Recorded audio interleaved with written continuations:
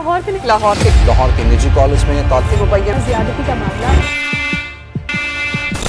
लाहौर 9 अक्टूबर पाकिस्तान के एक मशहूर तालीमी इदारे पंजाब ग्रुप ऑफ कॉलेजेस को हिला कर रख दिया। कैंपस नंबर 10 के बेसमेंट में एक का वाकया हुआ जो शहर भर में गुस्से का तूफान ले आया। 7 दिन पहले 11 अक्टूबर को एक बहुत ही शॉकिंग खबर सोशल मीडिया पर छा गई। एक पोस्ट में ये दावा कर दिया कि लाहौर में पंजाब कॉलेज के कैंपस नंबर 10 में एक फर्स्ट ईयर के स्टूडेंट के साथ ज्यादती हुई। एक 17 साल की लड़की के साथ इल्जाम एक कॉलेज के सिक्योरिटी गार्ड पर लगाया गया। कहा गया कि उस लड़की के हालात बहुत खराब हैं और उसे आईसीयू में शिफ्ट कर दिया गया है। कुछ लोग कहते हैं कि विक्टिम को एक ऐसी हॉस्पिटल में ले जाया गया जो पीजीसी के साथ जुड़ा था। इतनी सिक्रेसी क्यों? किसी पब्लिक हॉस्पिटल में क्यों नहीं ले जाया गया जहां रिपोर्ट्स छुपाई ना जा सकें? जब ये खबर वायरल हुई तो कॉलेज के स्टूडेंट हर जगह एहतजाज करने लगे। जस्टिस की मांग इतनी बढ़ गई कि दबाव के नीचे आकर सिक्योरिटी गार्ड को सियालकोट से गिरफ्तार कर लिया गया।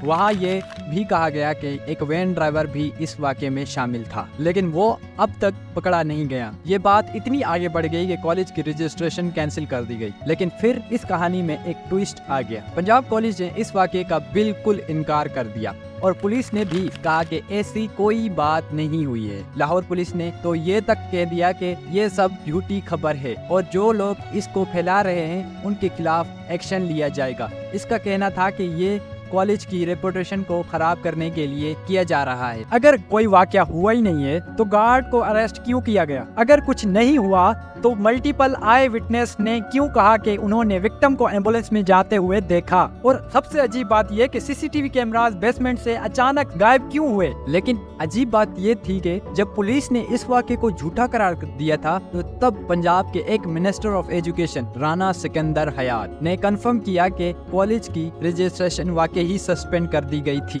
ये जो ज्यादती हुई है इसमें उस प्रिंसिपल का कसूर है।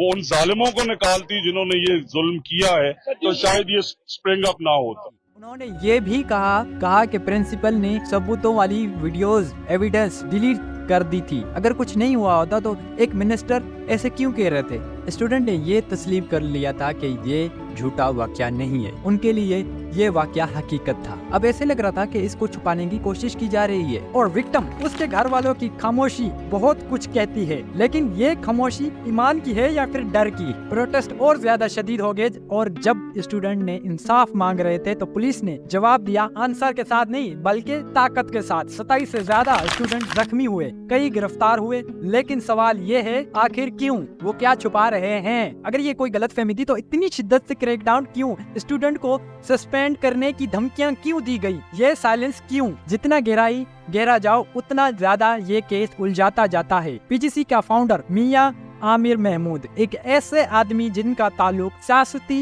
लोगों के साथ है। क्या ये सिर्फ एक ज्यादती का केस है या कुछ और ज्यादा गहरा? कुछ लोग कहते हैं ये एक झूठी कहानी है, दूसरे इसका एक बड़ा कंस्पायरेसी कहते हैं। लेकिन सच ये आप डिसाइड करें। सच की तलाश जारी है और स्टूडेंट अपनी जिंदगी दांव पे लगाकर लड़ रहे हैं। तो आप किसके साथ हैं? उनके जो छुपाना चाहते हैं या उन आवाजों का जो इंसाफ मांग रहे हैं? इस कहानी को शेयर करें और सच को फैलाएं।